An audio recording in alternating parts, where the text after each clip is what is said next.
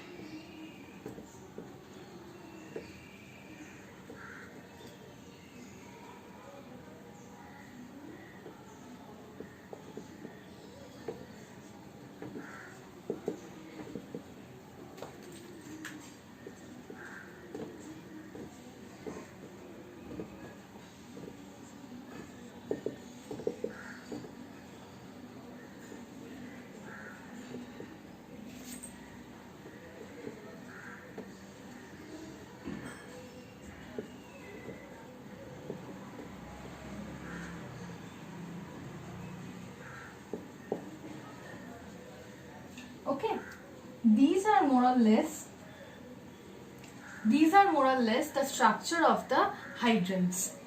In the structure of the hydrides, the central atom, here this is the oxygen atom, the sulfur atom, the selenium atom, the tellurium atom, the central atom are sp3 hybridized.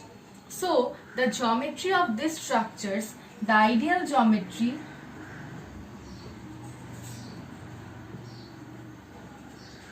was tetrahedral. But see here, in all the halides there are two lone pairs of electrons on the central atom. Due to the presence of these two lone pair electrons, the actual geometry of the hydrides is bent or angular. Okay, out of the 4 sp3 hybrid orbitals, the central atom forms two lone pairs and two other sp3 hybridized orbitals are involved in bonding with the two hydrogen atoms. Now see, in all the structures of hydrides, only one thing is different. What is different? The HOH, HSH, HACH, HTEH bond angles.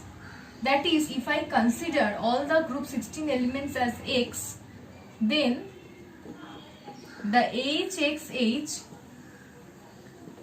bond angles are different in all the hydrides. Now what is the reason behind this? See, there were many studies and many arguments regarding this matter. Then two feasible points have been considered in this case. The first point is that it is said that in water the oxygen bonds with its sp3 hybrid orbitals, whereas in sulfur, selenium, tellurium, the central atom, or you can say the bonding orbital of the central atom is almost pure p orbitals, and for pure p orbital overlap the ideal bond angle is 90 degree. That's why all the three bond angles in sulfur, selenium and tellurium hydrides is around 90 degree. Okay. Now firstly I will like to say about something is that you all know that if the ideal structure was tetrahedral, then the bond angle has to be 109.28 degree or 109 degree 28 minutes. But look at the bond angles in all the structures. The bond angles are much less than 109.28 degree because of the presence of the two lone pairs of electrons there is lone pair and lone pair bond pair repulsion. Lone pair and lone pair bond pair repulsion, due to which the bond angle decreases. Okay, so all the bond angles are less. But why the bond angle in water is more, after that sulfur, after that selenium, after that tellurium? Because in water, oxygen generally bonds with its sp3 hybrid orbitals, whereas in the other three, the central or bonding orbital of the central atom is almost pure p. So the bond angle for the, or you can say the ideal bond angle for the pure p overlap is mainly 90 degree. So these are less than that of water. Another important point is that I would like to show this.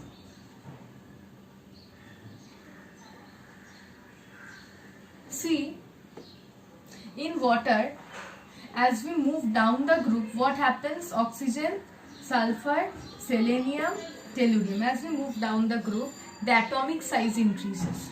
But with the increase in the atomic size, the electronegativity decreases.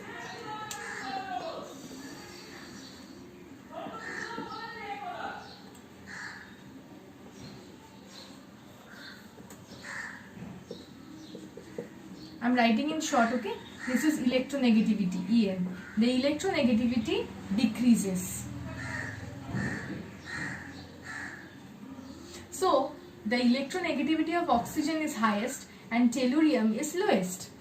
So, the bond pairs of electrons in case of water is much more shifted towards oxygen. Since the bond pairs in water is much more shifted towards oxygen, the repulsion between the force of repulsion between the bond pairs is much more in case of water. But in sulfur, the electronegativity of sulfur is less than that of oxygen, so its bond pairs are not that shifted towards sulfur as in case of water. So the force of repulsion in H2S decreases. Force of repulsion between these bond pairs. In case of selenium, the electronegativity of selenium is much lesser. So here also the force of repulsion between these two bond pairs decreases more, and the force of repulsion between the bond pairs in H2TE is the least. As a result, the bond angle is highest in case of water and is lowest in case of H2TE. So this is the bond angle order. Okay, this is more or less about the hydrates. Now I will start with the halides.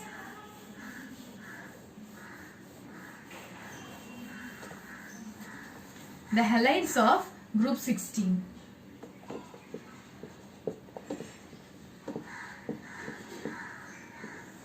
Among the halides, monohalides,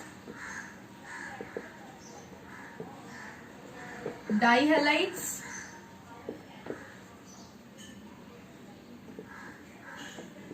tetrahalides, hexahalides are present. Okay, so among the halides, monohalides, dihalides, tetrahalides and hexahalides are present. So among all these halides, we will do it categorically. Okay, let's start with the monohalides. Always remember, in this case the structures are most important. Monohalides. Among monohalides, just remember one thing, the monohalides are dimeric. All the monohalides are well known, and the monohalides remain in the dimeric form. The examples of monohalides are S2, F2, S2Cl2, S2Br2, Se2Cl2, Se2Br2. And if I come to the structure, let's show a structure of S2Cl2.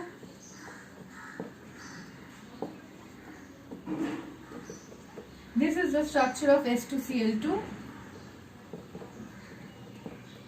with SCl bond angle as 104 degree.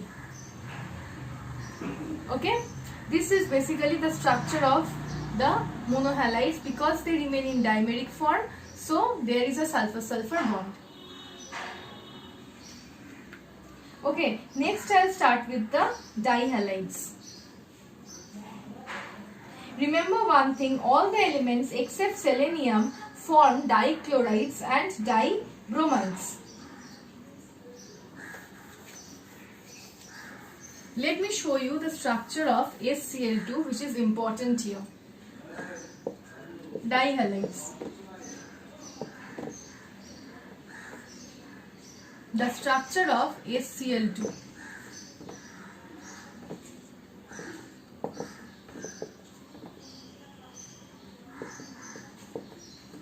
See, this is the structure of SCl2, and this, in the structure of SCl2, the central metal atom is sp3 hybridized.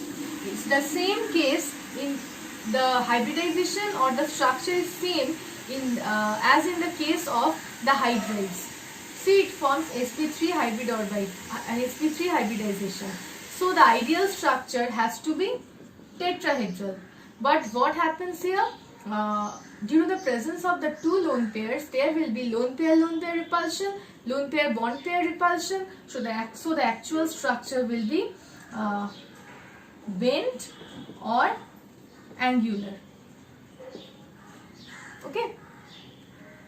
Here also, like that of water or H2S or H2SE or H2TE, the bond angle Cl bond angle is less than the ideal tetrahedral bond angle. The ideal tetrahedral bond angle was 109.28 degree, but in case of this, it is 103 degree. Here also, this happens because of the repulsion between the lone pairs and between the lone pair and bond pair.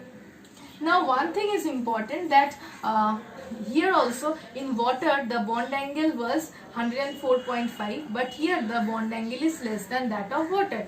Here also the fact is important that sulfur is less than that of sulfur has less electronegativity than that of oxygen. So the bond pairs in sulfur is not shifted towards sulfur the way it is shifted towards oxygen.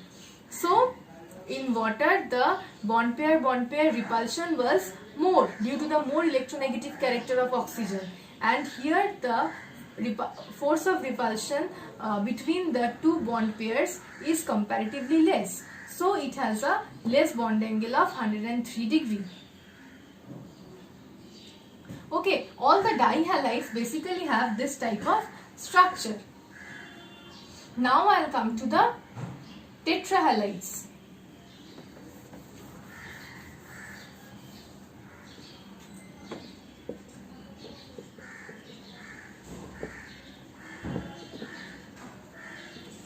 Now I will come to the tetrahalides. Among the tetrahalides, the tetrafluorides are most stable. Here also the central atom forms one bond with one lone pair and 4 bonds with the 4 halogen atoms. So remember one thing, that here the central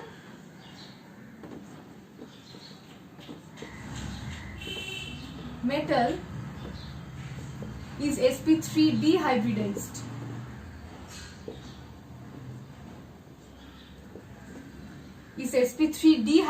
The central sulfur is sp3 dehybridized. So the ideal geometry was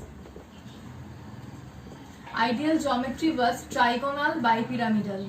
But due to the presence of one lone pair, the actual geometry becomes seesaw. Structure is very important here. Remember one thing, the structure is very important here. And again, SF4 is a gas, but selenium, if the selenium tetrafluoride is a liquid and tellurium tetrafluoride is a solid. The +4 oxidation state for sulfur, selenium, tellurium generally adopt a oligomeric or polymeric structure. Like, let me show you one thing. Selenium tetrachloride, selenium tetrabromide, tellurium tetrachloride, tellurium tetrabromide and tellurium tetraiodide. These remain in the tetrameric state, or you can say that these are tetramers. These are tetramers, whereas tellurium tetrafluoride is a polymer, or tellurium tetrafluoride remains in the polymeric state. Okay. Next I'll come.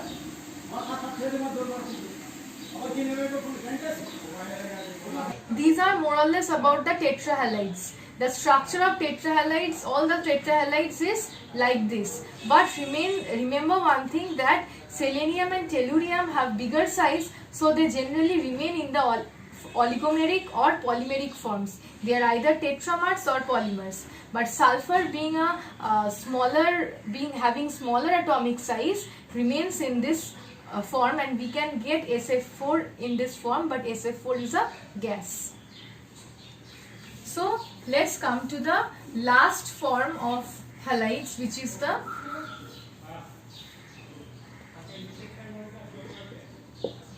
hexahalides.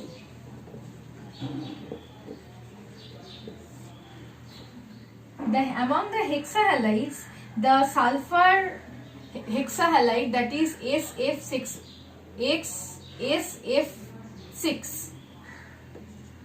the sulfur hexafluoride, that is the SF6, this structure is very important.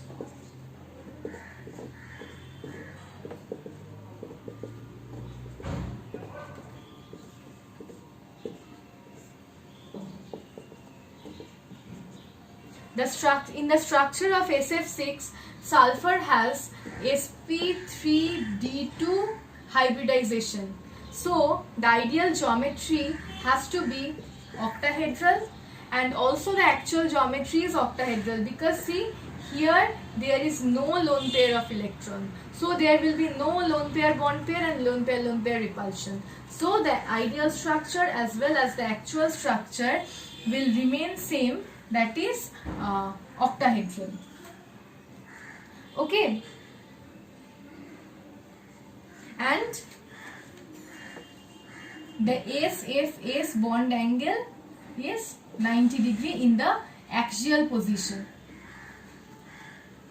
Okay, these are more or less about the halides. These are more or less about the oxyfluorides. I have told you about the oxyfluorides in the chapter of halogens only. So I am not repeating that portion again.